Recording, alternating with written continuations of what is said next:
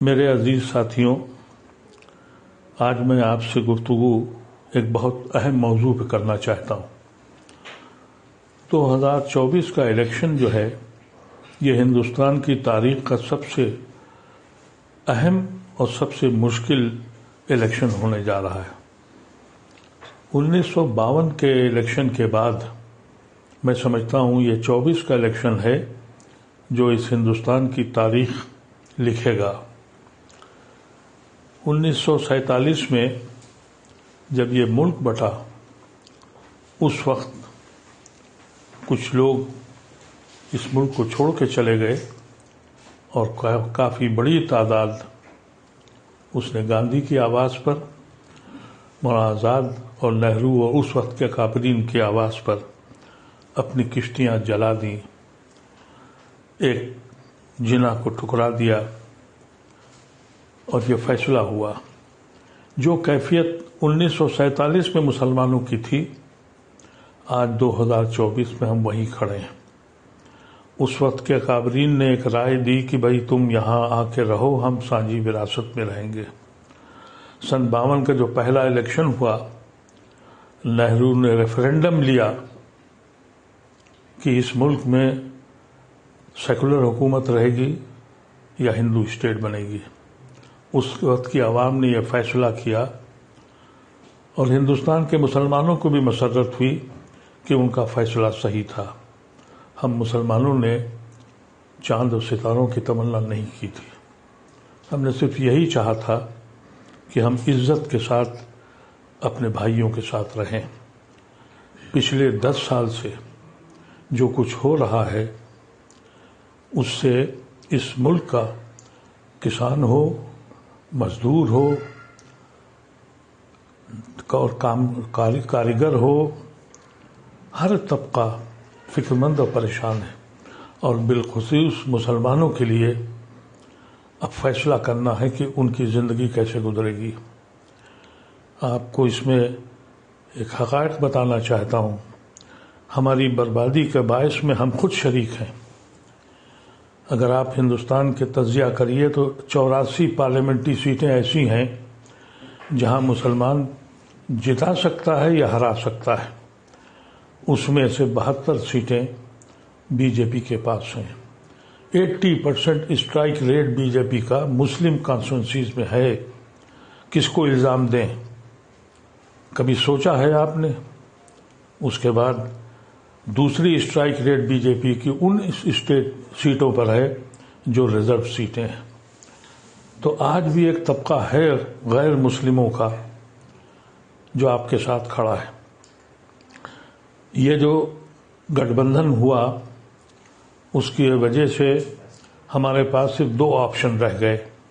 ایک آپشن یہ ہے کہ اگر ہمیں اس ملک کو بچانا ہے اور اس ملک سے ہمارا تعلق یہاں کے آئین اور سنویدھان سے ہے، ایک طبقہ کھڑا ہوا ہے کہ ہم سنویدھان بنا بچائیں گے، اور دوسرا طبقہ یہ کہتا ہے کہ ہم سنویدھان بدلیں گے۔ اس میں ہمارا کیا رول ہے؟ اس کو سوچنے کی ضرورت ہے۔ آج کل طرح طریقے کی چیزیں آ رہی ہیں۔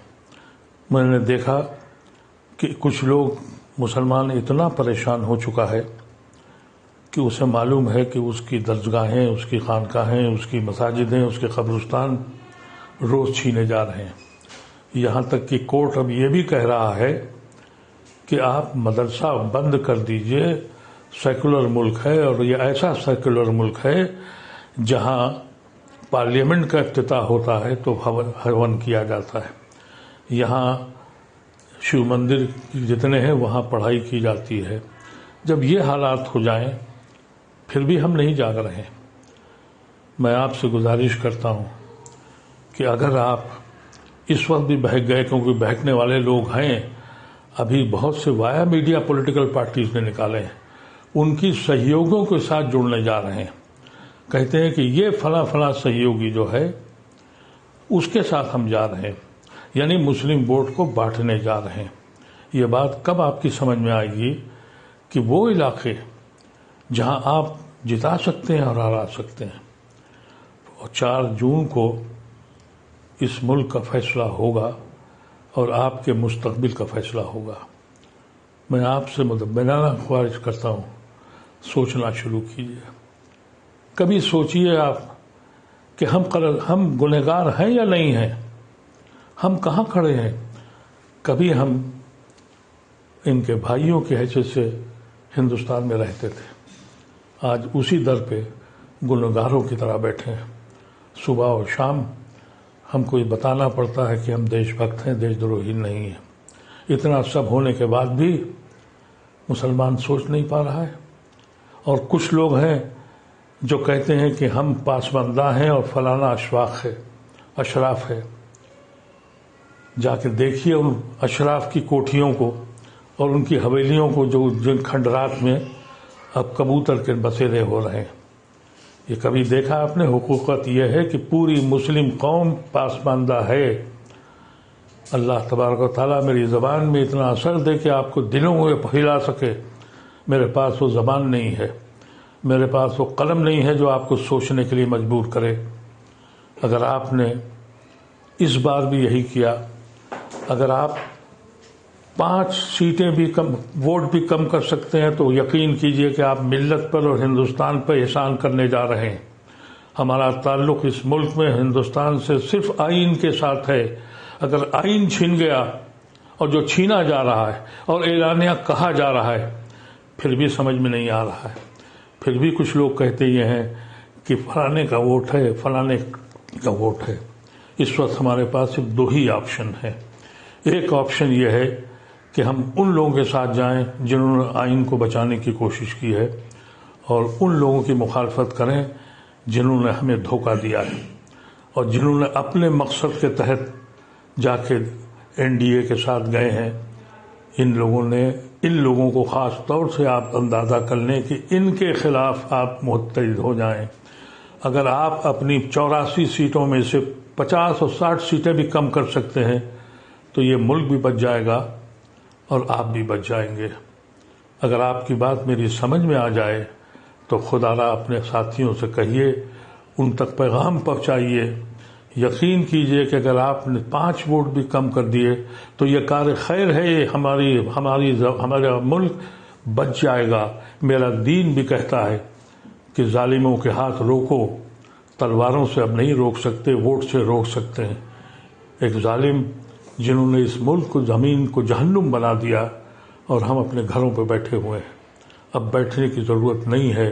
اب صرف یہ فیصلہ کیجئے، کوئی ہو، اگر یہ جیت گئے تو جو لوگ آپ کے ساتھ ہیں یہ بھی ہم کو قسمت کے حوالے کر کے چھوڑ جائیں گے.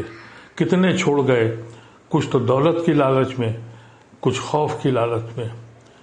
اور اگر یہ دوبارہ جیت گئے تو پھر وہ جو بچے کے جو سیکولر ہندو آپ کے ساتھ کھڑے ہیں یہ بھی آپ کا دامن چھوڑ دیں گے. پھر آپ کے بچوں کا کیا حشر ہوگا. اور اگر آپ جیت گئے، ان کو روک لیا آپ نے، تو آپ کا وقار بلند ہو جائے گا. آج آپ کی حیثیت کیا ہے؟ کوئی پولیٹیکل پارٹی آپ کو گھاس نہیں ڈالتی، آپ کو بلاتی نہیں ہے. یہاں تک کہ جو مسلم کانسٹیٹوئنسیز ہیں وہاں پر بھی غیر مسلموں کو دیتی ہے اور مجبور ہیں ان کو جتانے کے لیے.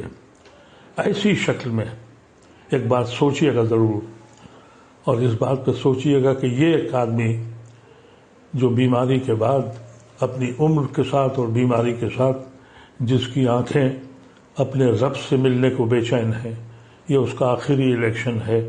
میں الیکشن کا کینڈیڈیٹ نہیں ہوں، لیکن اپنی ملت کی طرف دیکھتا ہوں تو دور دور تک کوئی دکھائی نہیں پڑتا. سارے اختلافات چھوڑ دیجئے، ساری جماعتیں چھوڑ دیجئے، اشراف و پاسماندہ چھوڑ دیجئے. صرف ایک فیصلہ کیجئے کہ اس ملک کے قانون کو، اس ملک کے آئین کو بچا لیجئے. ہمارے بزرگوں نے اسی آئین کی روشنی میں ہم نے اپنے ملک کو، ایک مسلم ملک کو چھوڑ دیا تھا. اتنا سوچنا ضروری ہے.